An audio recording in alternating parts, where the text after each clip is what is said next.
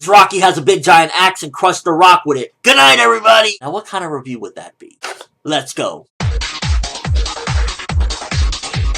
So, after a long time, nearly the entire series, we finally got to see the Shikai that is of Zaraki Kenpachi, Nozarashi, and it is a giant fucking axe, which is pretty much fitting of a brute. Like, he's a brute, so you just give him a goddamn butcher knife or something. That's what it kind of looked like, an overgrown, like, butcher knife axe or some shit. And it was just like, yeah, that pretty much fits Kenpachi. Doesn't need anything fancy, doesn't need any sort of techniques. He probably wouldn't use them anyway. This is fitting of him. Just give him a big fucking butcher knife. For the most part, this chapter just basically was a flash in a pan. It was mainly a very quick thing. The meteor comes down, everyone's scared. Zaraki's like, I ain't scared, you little shit. I'll kill that right now. Fuck you. And gets rid of it. I will say one of the most meaningful points in this, besides seeing his Shikai finally activated, him knowing the name of his sword and going in with that, was the little flashback that we got between him and Yachiru the first time that they met, and kind of how they were both nameless, and it kind of really is symbolic. We were both nameless, but we've come so far. Look, I even know the name of my sword now,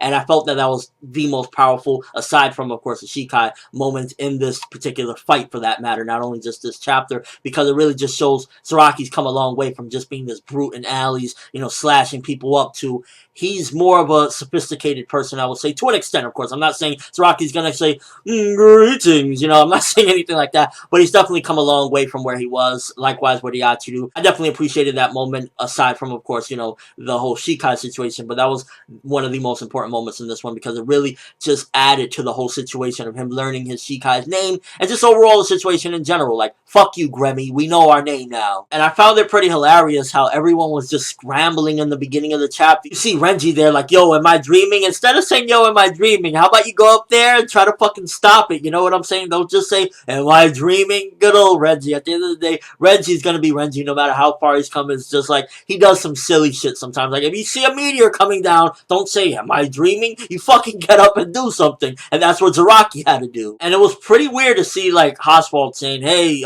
you watch, we gotta get out of here. Which, by the way, I'm gonna start calling him Yawatch, because I read the latest Bleach volume and I've been reading some of the latest, American releases, and I don't see Juhabak. It's like Yawak or Yawatch or something like that. So I'm gonna start calling him that from now on, because it seems more authentic now that I've seen it in the volume. Which, by the way, Bleach volume 60, that was a beast volume if you read it all in one go. And yeah, for the most part, development for Zaraki, the moment with him and Yachiru seeing the flashback, all of it came together, and it was a very good chapter. Just not all that much to say once again with this one. I mean, at the end of the day, the rock came down, he slashed it, he got a butcher knife for a Shikai.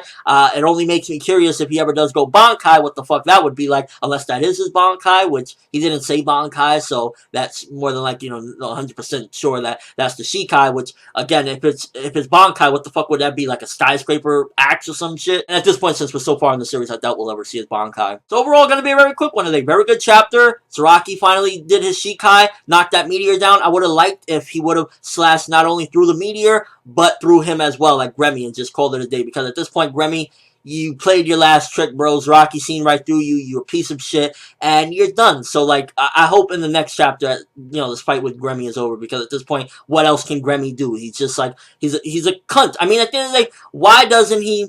If he is, going all out, and he did that to Kensei and Rose, he imagined them dead or whatever, which, again, I'm still a little fishy regarding this whole ability that he has. Why doesn't he just imagine that Zaraki's heart explodes right there, or Zaraki's head just gets ripped off by a gust of wind? So it's really making me really curious about his ability. Like, he knows he's desperate at this point. He's like, I'm going to kill you and everything. Why not just go full force and, like, have his arms ripped off, or have his whole body turn into, his bones turn into cookies like he did to Yachiru? Just a thought. Unless you have to give a fuck for his ability to work. And overall, yeah, 8 out of 10 chapter, very good stuff. Hopefully next week this fight with Gremmy is over, because at this point Gremmy is just a crusty little kid that needed to be spanked, and Zaraki spanked the fuck out of him. Let me know what you think. Thoughts on that Shikai, that giant fucking pickaxe or butcher knife, whatever the hell that was. Like, do you think it was fitting of him? I think that was perfect for him. It's just like, at the end of the day, that's who Zaraki is at his core. A simple man that likes to fight and cut shit up. And your overall thoughts of this fight between Zaraki and Gremmy. As a whole, it has been the most amazing amazing classic fight, but at the very least we got two big things, which I felt as though it was development for Zaraki, as well as just finally seeing his Shikai ability activated, him learning the name of his sword, Nozarashi, and that was the most important thing. That's all I have for this review. Thanks for watching. Hope you enjoyed. Thumbs up for that Shikai